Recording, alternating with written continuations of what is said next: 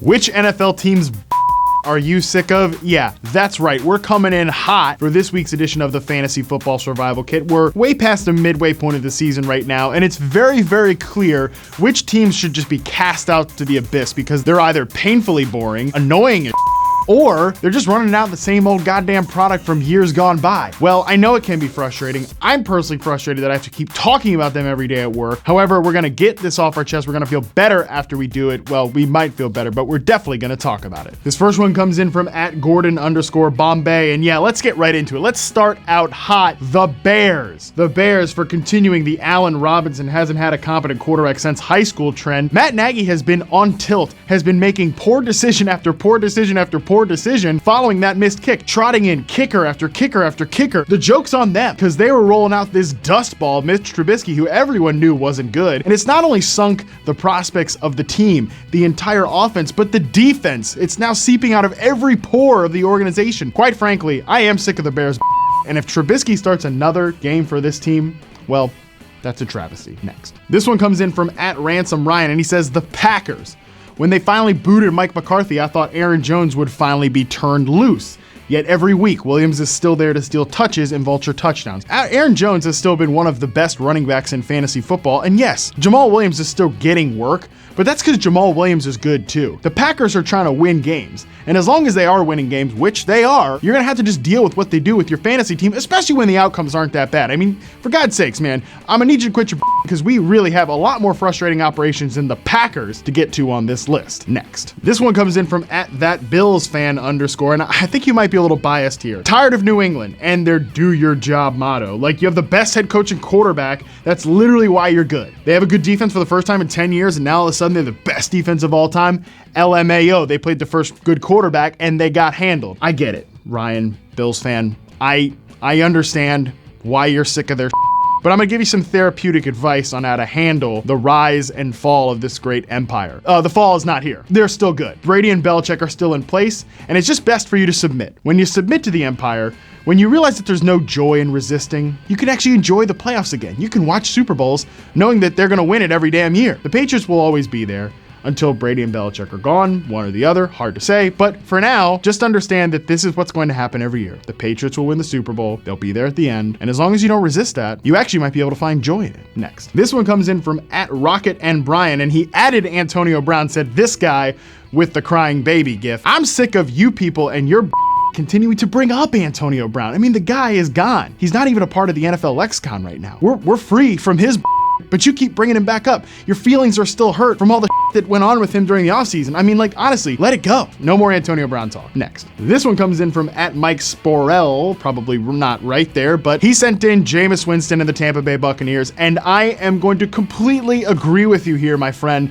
I am sick of the Bucs and their under Jameis Winston because Jameis Winston, his turnover problem is not unique. However, he has a very clear, unique talent to make every turnover he commits look like the worst one in NFL history. I am sick of watching the Tampa Bay Buccaneers with this guy at quarterback. I just want to see anyone else playing quarterback for this team other than Jameis Winston. He makes the team unwatchable, and I love watching Mike Evans and Chris Godwin. So until the Bucs have a new quarterback, I am in fact sick of their Next. This one comes in from @Gingzilla18, and oh yes, fire Adam Gase. Okay, Jets, yes, come. We are so sick of your You hired Adam Gase in the year 2019. What the did you think was gonna happen? Now you've seen it. He's sunk everything. You have the worst offense in the league, despite some talent. Everything is going wrong. Players are pissed. They're upset. Give me a break. This was the worst possible outcome. The warnings were all there on the wall. You didn't read the writing, and now we're stuck here, and your franchise is a complete clown show, just like it has been for years, quite frankly. Next.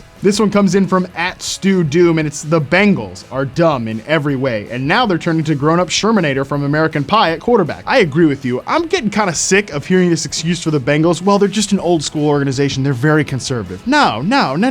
They refuse to join the modern era of the NFL, and they continue to put out a boring product every single year. And not just a boring product, but a soul-sucking, life-wrenching, horrible product every year. They're the only team in the NFL that doesn't have a win. So Bengals, yes, we are definitely sick of you. Next. This one comes in from @IceCramCone76, and it's the Dallas Cowboys, and I'm gonna disagree with you. In years past, I have definitely been sick of the Dallas Cowboys and their But however, this year, I think they have a really exciting roster. Their defense has some nasty players. Dak Prescott's playing good football. Amari Cooper and he are on the same page. Ezekiel Elliott is one of the most fun running backs to watch in the NFL. I am definitely sick of Jerry Jones and Jason Garrett and that whole operation. But if you can practice the mental exercise of separating them in your mind from the product on the field, I think you can actually enjoy the Dallas Cowboys. Next. This one comes in from @Rizzy_, and he says, the lack of production amongst Eagles wide receivers. And I get it. I'm a little bit pissed at the Eagles too. I expected them to be a Super Bowl contender, and so far they look like kind of a volatile mess. The wide receiver situation has been incredibly frustrating because, like, come on, man. You counted on Deshaun Jackson. Now we know he's not coming back, but you kept saying like, oh,